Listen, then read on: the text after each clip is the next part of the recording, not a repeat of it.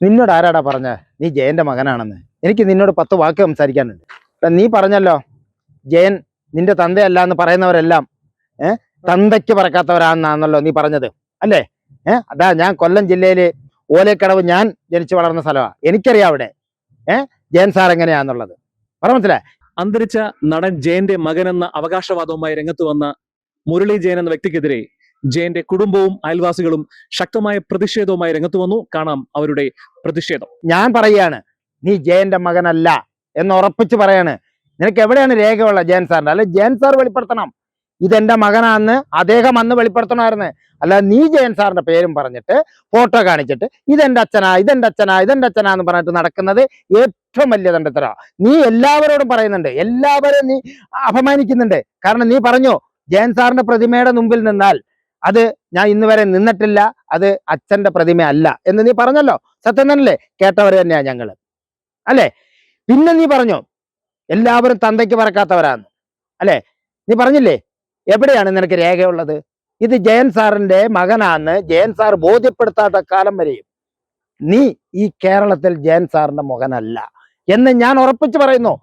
നീ ജയനാണ് ജയനാണ് ജയന്റെ മകനാണെന്ന് പറഞ്ഞ് നടക്കാന്നല്ലാണ്ട് നിന്നെ ഇരു കണ്ണോടുകൂടി, ഒരു മനുഷ്യൻ 2 കണ്ണുള്ളതാണ്, ഇരു കണ്ണോടുകൂടി നിന്നെ കാണേണ്ടി വരും. ജയൻ എന്ന് പറയുന്ന ജയൻ സാറ് എൻ്റെ അയൽവാസിയാണ്.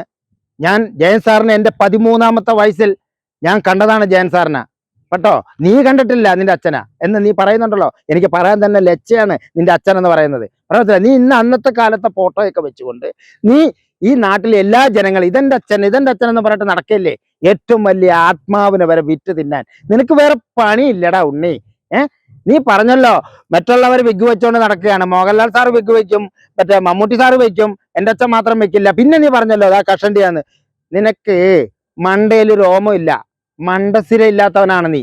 അതുകൊണ്ടാണ് നീ ഇങ്ങനെ പറഞ്ഞു നടക്കുന്ന. നിന്റെ അച്ഛനാണെങ്കിൽ നീ അത് പറഞ്ഞുകൊണ്ട് നടക്കുവോ? അപ്പൊ നിന്റെ അച്ഛനല്ല. നീ പറഞ്ഞല്ലോ ജില്ലാ ഹോസ്പിറ്റലാണ് എന്നെ പ്രസവിച്ചതെന്ന്. അവിടെ എന്ത് രേഖ? നിന്റെ അച്ഛന്റെ രേഖയുണ്ടോ? നിന്റെ പേരിന്റെ ഇൻഷ്യൽ എന്താണ്? ജയൻ സാറിന്റെ ജെ ആണോ? ജയൻ എന്ന് പറയാൻ ജയൻ സാറിന്റെ ജെ ആണോ നിന്റെ ഇൻഷ്യല്? നീ ഇൻഷ്യൽ ഇല്ലാത്ത പേരും പറഞ്ഞ് ഈ നാട്ടിലുള്ളവരെ കബളിപ്പിച്ച് നടക്കുന്നത് നിന്റെ ഏറ്റവും വലിയ തെമ്മാടിത്തരമാണത്. പറഞ്ഞാൽ മനസ്സിലായ? പച്ചയ്ക്ക് നീ എല്ലാവരും തെറി പറയുന്നുണ്ട്, തന്തയ്ക്ക് വിളിക്കുന്നുണ്ട്. പറഞ്ഞാൽ മനസ്സിലായ? എന്റെ കൊമ്പിൽ വന്ന് നീ തന്തയ്ക്ക് വിളിച്ചാൽ വിവരം അറിയും. പറഞ്ഞാൽ മനസ്സിലായ? നീ അവിടെ നിന്നിട്ടേ തന്തയ്ക്ക് വിളിക്കോളൂ. ഞാൻ പറയാണ്, നീ എന്താ ചെയ്യാൻ പറ്റുന്നത് നീ ചെയ്. പറഞ്ഞാൽ മനസ്സിലായ? പരസ്യമായിട്ട് തന്തയ്ക്ക് വിളിച്ചിട്ട് ഒരു ആത്മാവിനെ വിറ്റ് തിന്ന് ജീവിക്കുന്ന നിന്നെ പോലുള്ളവനുണ്ടല്ലോ, ശരിയല്ല ഈ നാട്ടില്.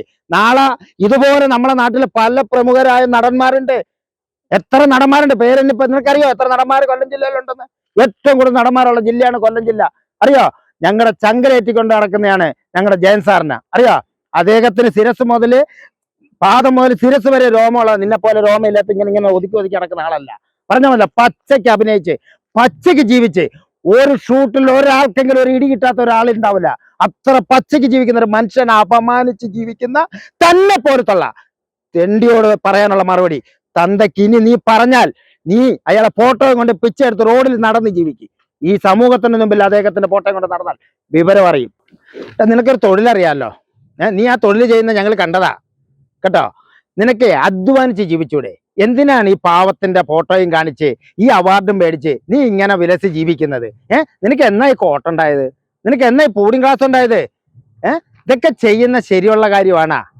അദ്ദേഹത്തിനെ വിറ്റ് അടുത്ത നാട്ടുകാരെ കൊള്ളാത്തോണ്ടൊന്നുമല്ല, ജയൻ സാറിന്റെ കുടുംബം കൊള്ളാത്തോണ്ടൊന്നുമല്ല. എന്തുകൊണ്ടാണെന്നറിയാം അവർ പ്രതികരിക്കാത്തത്?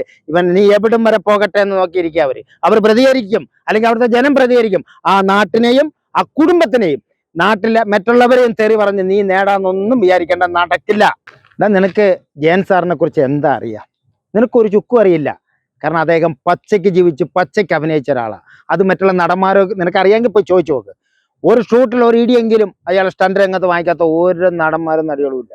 കാരണം അങ്ങനത്തെ പച്ചയ്ക്ക് അഭിനയിക്കുന്ന ഒരു മനുഷ്യനാ നീ അപരാധം പറഞ്ഞുണ്ടാക്കി നിന്റെ അച്ഛനാ. അതൊക്കെ ഓക്കെ, പറയാൻ മനസ്സിലായി? അത് ഇനി ആരും കേരളത്തിൽ വിശ്വസിക്കില്ല, ഈ വീഡിയോയോടുകൂടി ആരും വിശ്വസിക്കില്ല.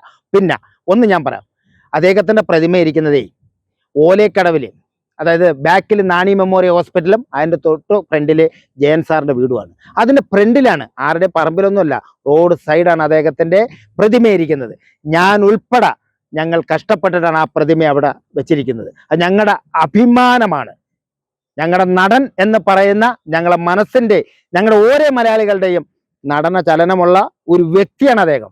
ആ അദ്ദേഹത്തിന്റെ പ്രതിമയെ അപമാനിച്ച ഒരു മകൻ കേരളത്തിൽ ഞങ്ങൾക്ക് വേണ്ടേ വേണ്ട. അത് ഉറപ്പാ, അതിനകത്തൊരു സംശയം വേണ്ട. നീ ആ പ്രതിമയെ വരെ അപമാനിച്ചവനാ. അത്ര കഷ്ടപ്പെട്ട് ആ പ്രതിമ അവിടെ വെച്ചിട്ട് പ്രതിമയെ വേറൊരു മകനാണെങ്കിൽ ആ പ്രതിമയുടെ മുമ്പിൽ കെട്ടിപ്പിടിച്ചിരുന്ന് കരഞ്ഞിട്ട് നീ ഈ ജനങ്ങളോട് എൻ്റെ അച്ഛനാണിതെന്ന് പറഞ്ഞെങ്കിൽ ഞങ്ങൾ അംഗീകരിച്ചേനെ. പറഞ്ഞാൽ മനസ്സിലായി. നീ അതുപോലും ചെയ്യാൻ പറ്റാത്ത നീയാണോ ഈ കേരളത്തിലെ എൻ്റെ ബഹുമാനപ്പെട്ട ജയൻ സാറിന്റെ മകൻ എന്ന് പറഞ്ഞത്? ആരും അംഗീകരിക്കില്ല. ഞാൻ പറയാണ്, അത് ഒരിക്കലും ജയന്റെ മകനല്ല. ഇനി അങ്ങനെ ഒരു ജയൻ സാർ പ്രഖ്യാപിക്കാണ്ട് ഇതെന്റെ മകനെന്ന് പറയുന്ന കാലം വരെയും ഇനി ഒരിക്കലും ഉണ്ടാവത്തുമില്ല.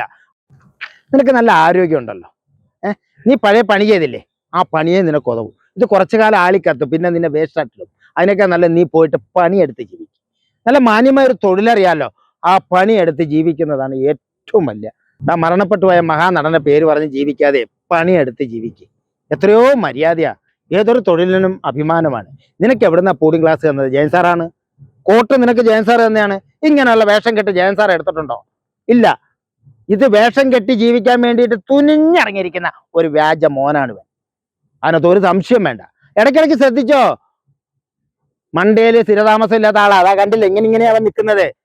ഇനി എനിക്ക് നിന്നോട് പറയാനുള്ളത് അവസാനമായിട്ട്, ഇനി മഹാനായ വ്യക്തിയുടെ പേരും പറഞ്ഞ് നീ ജീവിച്ചാൽ ഇതല്ല, ഇതിനപ്പുറത്തെ പണി നിനക്ക് അത് ഒരു സംശയം കഴിച്ചിട്ടുണ്ടോ? നീ അച്ഛന്റെ പണ്ടത്തെ ഫോട്ടോയും കാണിച്ചുകൊണ്ട് ഇതെന്റെ അച്ഛനാണ് ഇതെന്റെ അച്ഛനാണെന്ന് പറഞ്ഞിട്ട് നീ നടക്കുന്നല്ലോ. നിന്റെ അച്ഛനെ നീ നേരിട്ട് കണ്ടിട്ടുണ്ടോ? നീ ലോകത്തെ എല്ലാവരുടെയും അപമാനിക്കുന്ന രീതിയിലാണ് നിന്റെ വർത്താനം. കാരണം പല തന്തയ്ക്ക് നീ പച്ചയ്ക്ക് വിളിച്ച് നിനക്ക് ആരാടോ, എപ്പോഴാണ് നിനക്ക് കോട്ട് കിട്ടിയത്, എപ്പോഴാണ് നിനക്ക് പോളിംഗ് ക്ലാസ് കിട്ടിയത്, എപ്പോഴാണ് നീ രംഗത്ത് വന്നത്? ഈ 3 മാസത്തിനുള്ളിലല്ലേ പരസ്യമായിട്ട് തന്തയ്ക്ക്. ഞാൻ ഇത്രയും ദിവസം കാത്തിരുന്നത് നീ പരക്കെ തന്തയ്ക്ക് വിളിക്കുമ്പോൾ ഈ നാട്ടിൽ ആരും നിന്നെ പ്രതികരിച്ചില്ലല്ലോ എന്നുള്ള ഒരു ദുഃഖം മാത്രമുണ്ട്. അതുകൊണ്ടാണ് ഞാൻ ഇപ്പൊ നിന്നോട് ചോദിക്കുന്നത്.